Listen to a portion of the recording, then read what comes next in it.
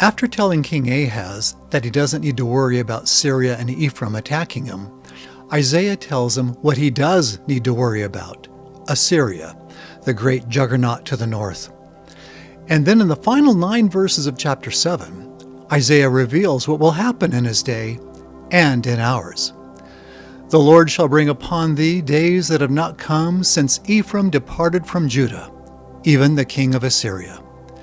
In other words, King Ahaz, you've never known destruction like that which is coming from Assyria. And it shall come to pass in that day that the Lord shall hiss for the fly that is in Egypt, and for the bee that is in Assyria. To hiss is to signal or call for something. And notice who's doing the calling: not the kings of Egypt or Assyria, but the Lord. He is orchestrating this. He is calling for these armies to march into the land of the covenant people. Anciently, Egypt's army only came together in times of peril, sometimes at the last moment. And even then, like flies, they were often scattered and disorganized. But Assyria had a standing army that was well organized and constantly ready, like bees. And they shall come in the desolate valleys and in the holes of the rocks, and upon all thorns and upon all bushes. In other words, these two armies will invade your land and fill every nook and cranny. There will be nowhere to escape. There will be no safety outside the blessings of God. Judah lay between Egypt and Assyria, so it became a battleground where these two armies fought for dominance. And now the Lord tells us who's going to win. In the same day shall the Lord shave with a razor that is hired, namely, by the king of Assyria, the head and the hair of the feet, and it shall also consume the beard. The Lord is saying that he's going to use the Assyrian army to shave and consume the army of Egypt, as well as the nation of Judah lying between them. Anciently, the Assyrians shaved the hair of their prisoners, both to humiliate them and to identify them should they try to escape. Shaving the beard also represents the removal of leadership. Now, remember, Isaiah is using this in his timeline as a type and shadow of the last days. Yes, this prophecy was fulfilled in his day, but Isaiah is also prophesying of a similar invasion in the last days when the scattered army of Egypt and the highly organized army of Assyria will clash in a land where the covenant people dwell. As we have shown, this will occur after devastating earthquakes have weakened the nation of latter-day Egypt. And Egypt, the waning superpower in his day, is used here as a type of the waning superpower in our day, America. So let's find out how bad things will get. And it shall come to pass in that day that a man shall nourish a young cow and 2 sheep.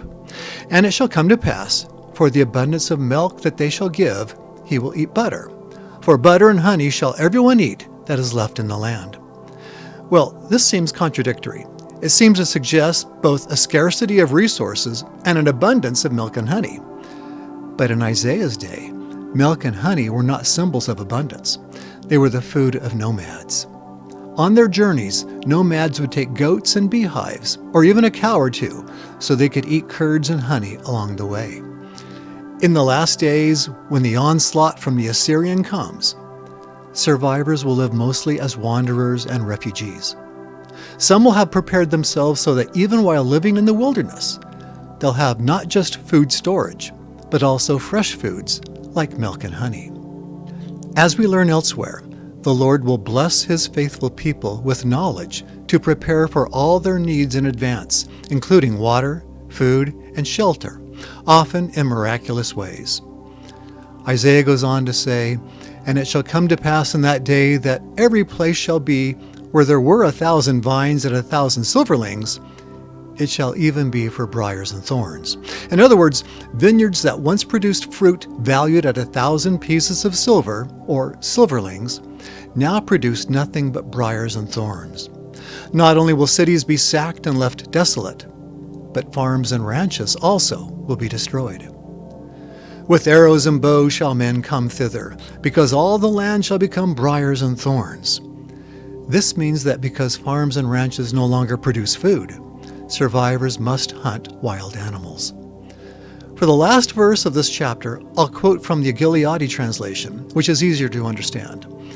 and on all hillsides cultivated by the hoe, you will no longer go for fear of or because of the briars and thorns, but they shall serve as a cattle range, a terrain for sheep to tread down.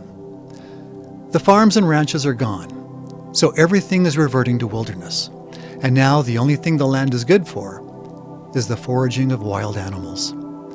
This happened in Isaiah's day, and according to his timeline, it'll happen in ours.